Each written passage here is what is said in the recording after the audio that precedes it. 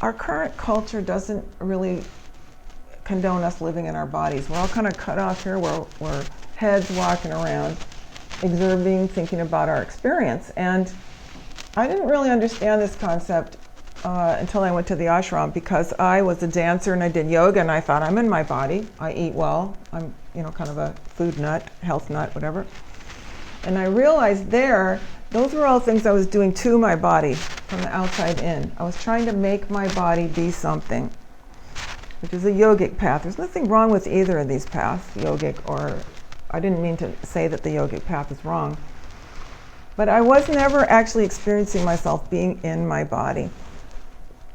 And there's nothing wrong with trying to be slim or trying to not be slim or trying to eat a certain way or become more muscular or do whatever these things we try to do to our bodies. But our bodies may not like that.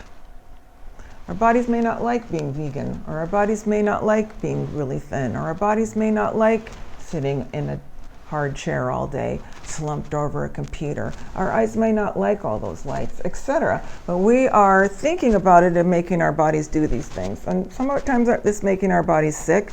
But the main thing is it makes us more and more out of touch with what it's like to be a sensual being. And then when we go to make love, we're two heads making love, thinking about making love. And sometimes there's feelings left in our genitals, so it's genitals making love and brains making love, and that's about it. It's not really very sexy. So it gets further and further out what we need for any kind of stimulation. So here, what if you took your body with you dating? What if you're sitting on that date and you're physically present like this? Might be a good meditation. Could be a meditation. It would be hard to remember because we're nervous, we're scared, we're attracted or we're not attracted. How fast can I get out of here? Whatever we're going through, what if we just sat? I started using dating as a meditation. But I'm going to be with this person for 45 minutes to an hour. How can I use this for my spiritual growth? How can I be present? How can I watch my prejudices? How can I see that my prejudices are in the way of love? How can I attempt to be more loving at this moment? The fact is, on a date, you're probably not going to see this person ever again, likelihood, right? I mean, the odds are sometimes you will, but most of the times you won't. For me, it was 150 or more times it wasn't. A lot more than that. But, can we use dating as part of our spiritual practice? Can we be present? Can we be as loving as possible? Or are we only loving towards people who look a certain way?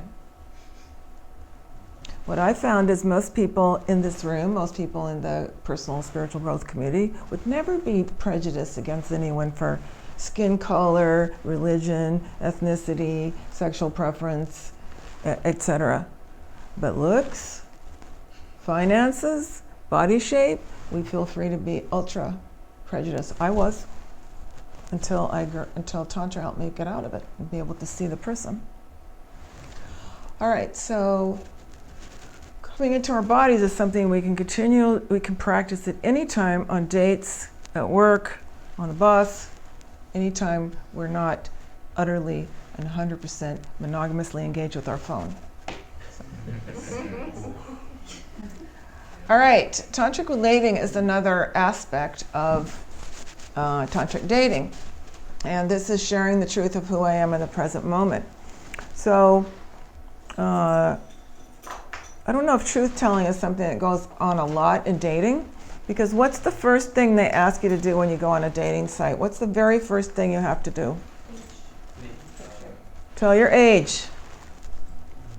Tell your age. I don't know about you, but I sit there and I go, why do I have to tell my age to get into this website? What does that have to do with dating? Most people lie. The first thing you do when you go online is most people start with a lie. Because it's about something utterly irrelevant, unless you want to have babies and you have to know if the other person's going to have babies or not, at least in the real world. So it starts with a lie, and it's encouraged to lie. That underneath all tantric sexuality is very different than the conventional sexual mode. There's layers of, like we're experiencing today, being mindful, being embodied ourselves, that when we bring this to lovemaking, makes the lovemaking entirely different. How to touch with consciousness, with mindfulness, how to be in your own presence and stuff like this. It's a full day of exploring that, so that when you take that out into lovemaking, that's the foundation of it. Later on, there's more specific sexual skills, but if you have this foundation, even under conventional lovemaking, it transforms it radically. It's really about your presence, as we're communicating today.